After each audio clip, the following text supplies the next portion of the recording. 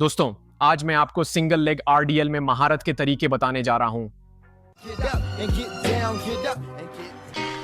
अरे दोस्तों, YouTube channel पर आने के लिए बहुत बहुत धन्यवाद। आज का वीडियो सिंगल लेग आरडीएल मूवमेंट के बारे में है।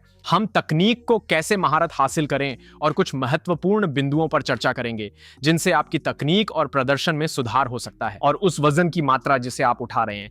तो सर्वप्रथम आइए जमीन से आपकी शुरुआती स्थिति पर गहन चर्चा करें।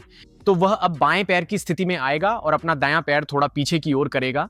शुरुआत में हम एक मजबूत और स्थिर पैर के कदम के बारे में सोच रहे हैं, इसलिए उसका वजन समान रूप से बड़े पैर के अंगूठे, पांचवें पैर की उंगली के आधार और उसके एड़ी के भाग पर अच्छे से वितरित होगा।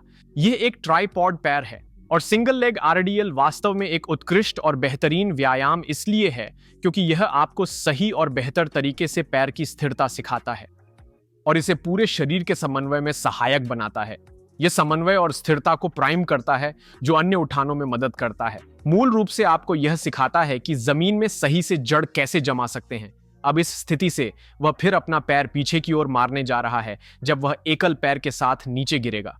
वह हल्का सा घुटने का झुकाव बनाए रखेगा। फिर से हम स्क्वाट नहीं कर रहे हैं, तो इसे नीचे झुकाओ ताकि लोग देख सकें हम इसके साथ स्क्वाट नहीं कर रहे हैं। ये एक हिंगिंग मोशन है। तो हम वापस ऊपर आते हैं और पूरी तरह से शुरुआत में आ जाते हैं। वह थोड़ा घुटनों को मोड़ेगा और जब वह नीचे जाएगा तब मुख्य रूप से अपने कूल्हों को ही हिलाएगा। तो जैसे आप नीचे झुकते हैं, थोड़ा घुटने का मोड़, ज्यादातर कूल्हों के चारों ओर की गति। अब चलो अगले विषय की बात करें। पहले हमने पैरों की बात की, अब चलो श्रोणी के बारे में बात करें। जब आप यह मूवमेंट करें तो सुनिश्चित करें कि पेल्विस संतुलित हो। अब वापस आएं, नीचे जाएं और पेल्विस ऊपर की ओर झुकने दें। यह एक आम गलती है जो कई लोगों में अक्सर देखी जाती है। इसका मतलब है कि आपका शरीर घूमता है क्योंकि आपकी इसी तरफ की लेटरल हिप में पर्याप्त स्थिरता की कमी है। ऊपर आ जाएं। लेटरल हिप मसल्स सोचते समय हम ग्लूट मीडियस ही याद करते हैं। ये कूल्हे की सबसे महत्वपूर्ण और अक्सर कम उपयोग की जाने वाली मांसपेशियों में से एक है।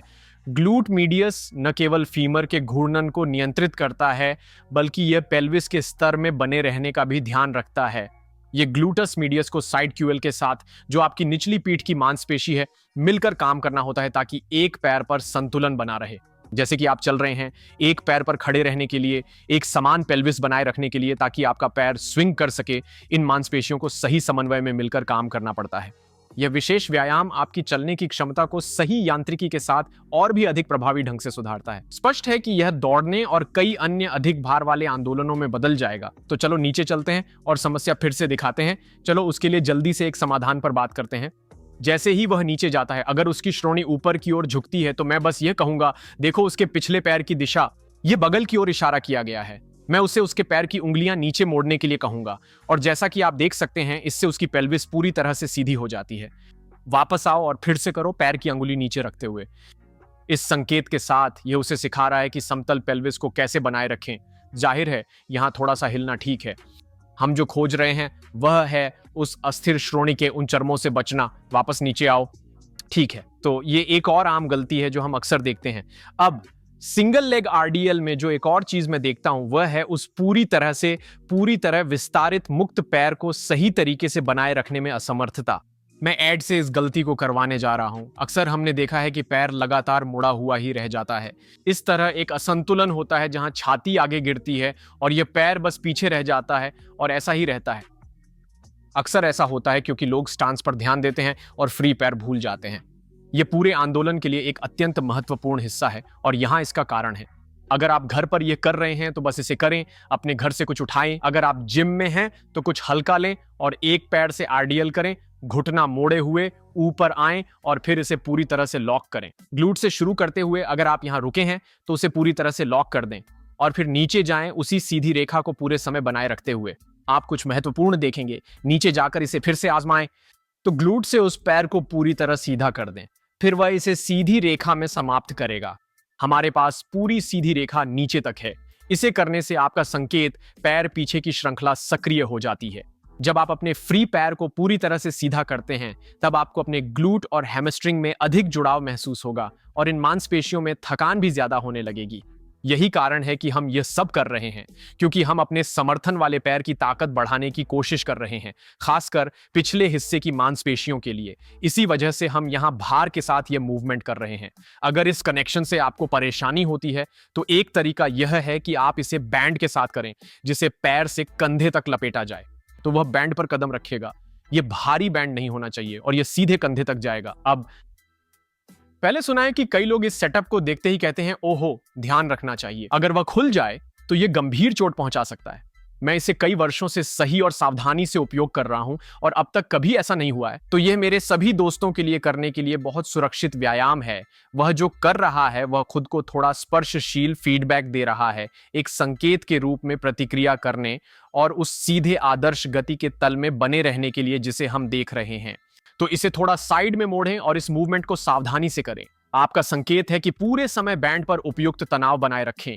इस साधारण संकेत की मदद से वह पूरे समय उस आदर्श स्थिति को बखूबी बनाए रखने में सक्षम है। अगर वह अपना घुटना झुकाता है तो कृपया इसे मोड़ें। आपको महसूस होगा कि उस स्थिति वाली टांग में थोड़ा तनाव कम हो रहा है।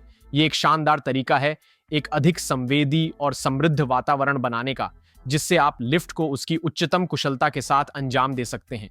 यहाँ मेरे एक मरीज का उदाहरण है जो यह व्यायाम कर रहा है। आप देख सकते हैं वह फ्री टांग को उतनी अच्छी तरह से नहीं बढ़ा रहा है और जैसे ही वह नीचे की ओर जाता है वह अपनी पीठ को अधिक झुकाता है और इस प्रकार स्थिरता का आदर्श संबंध खो देता है।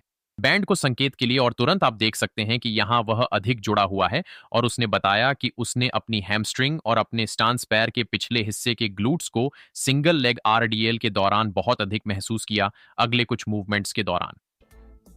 ताकि क्या सब कुछ स्टांस लेग से लेकर ऊपर तक सही है? एक आम गलती जो मैं सिंगल लेग आरडीएल में देखता हूं वह आगे की ओर बढ़ना है, तो मैं एड से फिर से यह गलती दिखाने के लिए कहूंगा। जब वह नीचे की ओर जाता है वह बारबेल को बहुत आगे बढ़ा रहा है। ऊपर आ जाओ। सिंगल लेग आरडीएल का मूल विचार है कि हम अपने डबल लेग आरडीएल की जितना संभव हो सके नकल करें, जिसे स्थिति बदलने पर हमारा डेडलिफ्ट बनना है, कोई भी लोडेड कैरी। हमें बहुत आगे नहीं जाना चाहिए। हम उस बार पथ को बनाए रखना चाहते हैं जो बारबेल के साथ होता है। तो हम इसे अच्छे से और बिल्कुल करीब ही रखेंगे। ये ऐसे ही ट्रेस करेगा जैसे उसके पास एक बारबेल उसके शरीर के और भी करीब हो और फिर वापस ऊपर जाएगा। यही वह बात है जो हम सिंगल लेग आरडीएल के साथ देखना चाहते हैं। और अंतिम बात जो मैं आप सबको समझाना चाहता हूं वह यह है कि इस मूवमेंट को बेहद लंबे समय तक धीरे धीरे किया जाना चाहिए। ऐसा करने में आप किसी भी बाएं दाएं अंतर के लिए महसूस करेंगे जो आपके समन्वय, स्थिरता और आंदोलन क्षमता बनाए रखने की आपकी क्षमता में हो सकते हैं। मूल रूप से एक तरफ सही लग सकती है जबकि दूसरी तरफ बेकार नजर आएगी। यह इसे पूरी तरह से उजागर कर देगा और ऐसा करते हुए आप इसे एक सुधारात्मक व्यायाम के रूप में उपयोग कर सकते हैं ताकि उन समस्याओं को ठीक किया जा सके जो अक्सर आपकी बुनियादी double leg double arm weighted movements जैसे कि आपके स्क्वाट में नजर नहीं आती। आपका क्लीन, आपका डेडलिफ्ट, आपका स्नैच, यह इन समस्याओं को उजागर करता है और उन्हें सुलझाने की अनुमति देता है ताकि आप अपनी नियमित मुख्य लिफ्टों में बेहतर गति और गति के नियंत्रण की गुणवत्ता प्राप्त कर सकें। इसीलिए मुझे सिंगल लेग आरडीएल बहुत पसंद है। ये एक बेहतरीन सहायक व्यायाम है।